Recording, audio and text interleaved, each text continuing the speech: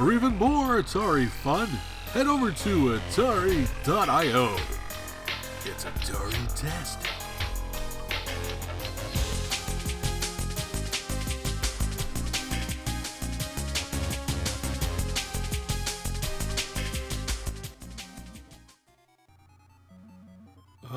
Burgertime. Love this game in the arcade. I remember when it first showed up at my local arcade, how enthralled I was with this game. I thought it was a great concept. Little chef trying to make hamburgers and avoid these enemies that were actually sentient beings of food. Pretty cool. Being a maze type game, it kind of reminded me a lot of Pac-Man at the time.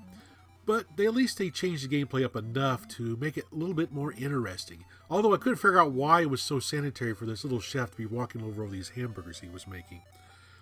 But it was still a pretty fun game. Very challenging. There's a lot of people who can play this game that get some really high scores. I cannot. I know there's probably a pattern to this. You can get all the critters to follow you to one side of the screen. You can run all the way down the other side to get some hamburgers made. But I just run all over the place, haphazardly, having a good time, making my hamburgers, and enjoying the game. Now, I like the variations in the mazes of the arcade game, Burgertime. It really adds to the challenge when the maze changes every level. Of course, the sound effects are pretty cool, too. I like the sound effect of the pepper and the squishing of the egg and the hot dog and stuff. One thing I don't like too much about the arcade game is the repetitive music in the background. It kind of gets on my nerves after a while. So when I play this in MAME, I usually mute it after a while, so it doesn't drive me insane. But it's still a very fun game overall. One of my strategies is try to get a hot dog or an egg or something to fall me onto a bun so I can drop the bun down multiple levels due to the weight. I'll lead them over to it, or I'll use a pepper and trap them on top of a bun, or whatever piece I'm walking across, to get it to drop down a few levels to try to advance even quicker.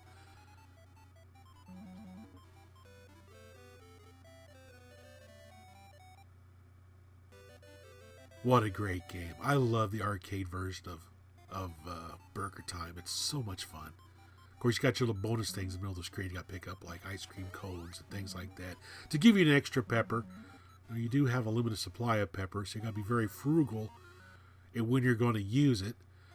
I try to use it mainly for trapping them on buns, but it does come in handy when they get you cornered somewhere to get you out of a tight spot. So you want to keep an eye on that pepper counter at all times. Then, of course, I remember when it came out for my Atari 2600. I got it for Christmas back in 1983.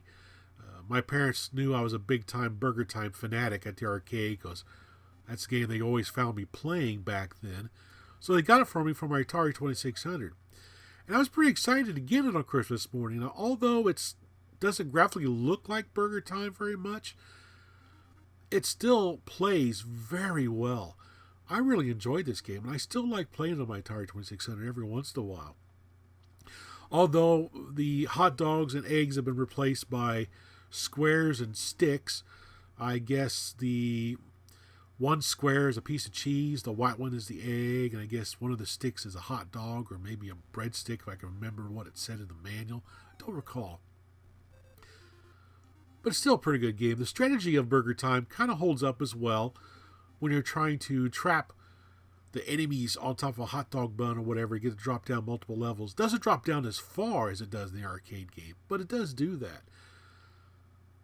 Now, what this game lacked in graphics, it made up for in gameplay. It does play really nice. I don't have a bit of problem playing this game on 2600. And there is kind of a strategy to it. If you notice, the hot dogs don't take a direct line to follow you. Just like in the arcade version, they will come down your level and go up or down the next ladder to get to you. So you can use this to your advantage to try to herd all the enemies to one side of the screen so you can run back across and complete the level faster. This game got a lot of gameplay on Christmas Day when I got it. Love this game. It's probably one of my favorite games on the 2600. Of course, you know, the music does get repetitive on this as well. It's an endless loop. So that's when the volume control came in real handy on the TV set. Otherwise, no, game's actually a lot of fun. It's not bad at all. So now let's take a look at what came in the box. M Network's Burgertime. Pretty cool looking box. M Network did some really great artwork on their boxes for the Atari 2600. These look really nice up on the shelf. Even on the side, you got a nice little full color logo right here. You can definitely pick out the M Network cartridges with their black spines and stuff. Pretty awesome. I like how they got the arcade graphics on here. It's pretty cool. So inside the box, oh, wait a minute, on the back, at least it's very representative of what you're getting. They actually show a pretty decent rendition of the screen, what it looks like. Pretty cool. So inside the box, you have, of course, our instruction manual. Now this one came with the full color instruction manual. Some have the black and white ones. I like to try to collect the ones that are full color. I love the full color manuals. Build beautiful burgers by dropping buns and patties into a plate. Dodge horrible hot dogs. Defy brawling breadsticks. Pepper enormous eggs and charging cheese. Score points by squashing those nasties with a falling bun. Build all the burgers and move on to the next phase. Get too close to a nasty though, and it's back to burger school for you in short order. I love these little stories. I just love those. Those are so awesome. So of course inside our manual shows how the controls work, tells you which side to plug your joystick in because it only works on one port only. How to navigate around the maze. Love these full color illustrations. And of course we have the little chef, little block chef there. And we have a hot dog that looks like the arcade version hot dog. That's the only one we got.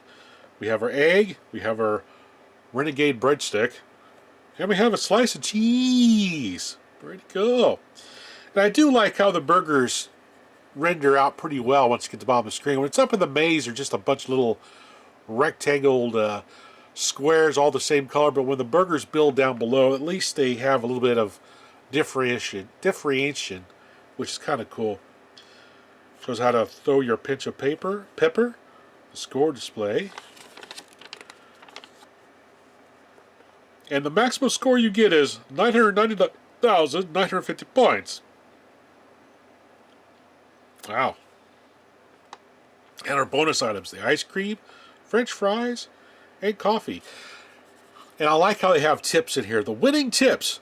Save pepper for times you need it most. Don't waste on nasties that aren't easily avoided. Well, yeah. Pretty cool. Remember, your chef stops while he peppers a nasty. Don't get blindsided. Yeah, I noticed that when I played this game. Oh yeah, this is a big one here. Keep away from the corners after squashing a nasty or giving him a ride, because they could respawn in that same corner. Yes, that drove me insane when that would happen. And I have a little warranty thing there. So take a look at the cartridge. It's a typical M Network cartridge. Kind of looks like a television cartridge with this big old adapter on the end. They're kind of cool. They don't stack worth a darn though. So if you stack these on your shelf, they kind of start angling down and then slide off. That's the only thing I don't like about this cartridge design. Otherwise, it's kind of cool. I mean, it's definitely unique. You can pick these out really fast when you're looking at a bunch of cartridges in a bin or whatever. M Network cartridges are pretty easy to recognize. Nice little end label here. Pretty cool. And this cartridge has a little bit of weight to it. And the reason why, I have a broken one here that I took apart. This thing is loaded with chips. I've not seen an Atari 2600 cartridge with so many chips inside of it. I guess this is an early version. The later version just had like a little blob chips on here. So this is probably one of the early releases. There was like a couple releases of this game. I think the early release, the hot dogs and breadstick and stuff could get the chef when he was up on the level above them or whatever, because they were too tall. And I guess the later versions gave you an option to select a difficulty to make them tall or short. I can't remember.